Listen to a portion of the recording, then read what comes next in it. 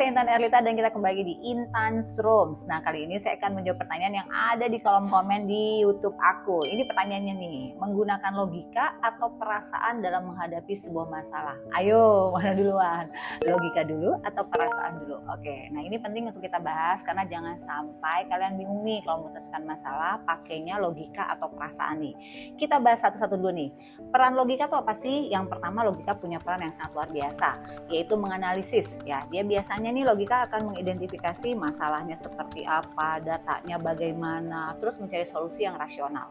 Yang kedua, logika ini biasanya jago banget untuk menyusun strategi. Biasanya langkah-langkah apa yang harus dilakukan ini keluar dari logika nih.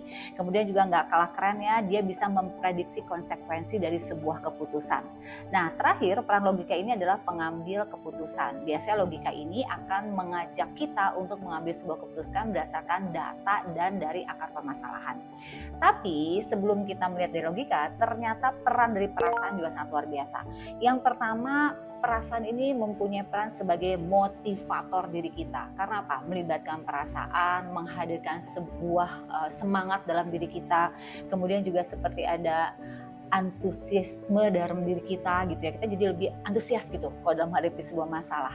Nah, kemudian juga perasaan ini adanya empati dan intuisi. Nah, ini keren ya, intuisi. Intuisi ini biasanya sebuah perasaan yang bisa membantu kita dalam mengambil sebuah keputusan, terutama dalam hal-hal yang kompleks atau nggak pasti. Nah, jadi sebenarnya peran logika maupun peran perasaan sama-sama penting dan sama-sama membuat kita untuk bisa mengambil sebuah keputusan yang tepat. Lalu, kalau gitu mana yang harus dengerin nih? Logika atau perasaan? Oke.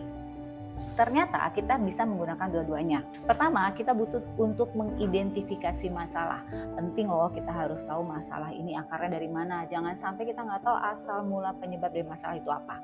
Yang kedua, kumpulkan informasi dengan benar. Data-data itu penting banget sehingga kita nggak menyimpulkan sebuah permasalahan dari katanya ini bahaya banget ya. Lalu selanjutnya adalah mulai kita melibatkan perasaan. Jangan lupa intuisi juga harus didengerin ya. Mulai kita melibatkan perasaan, tapi pakai datanya ya, pakai informasi yang benar dan tepat. Lalu pertimbangkan dampaknya pada orang lain. Kita harus penting banget melihat konsekuensi dari sebuah keputusan sehingga kita mengambil yang resikonya paling minimal banget, baik dampaknya buat diri kita maupun buat orang lain. Yang terakhir adalah pada saat mengambil keputusan, pastikan kita mengevaluasi sehingga jika nanti ke depannya kita punya masalah yang serupa atau sama, kita udah belajar dari kesalahan yang sebelumnya. Jadi kesimpulannya dari pertanyaan ini adalah ketika mempunyai masalah, mengambil keputusannya pakai logika atau perasaan, jawabannya adalah dua-duanya perlu dilibatkan. Karena kita perlu data, kita perlu informasi, kita butuh sesuatu yang valid, namun jangan lupa melibatkan perasaan. Intuisi juga harus kita pertimbangkan.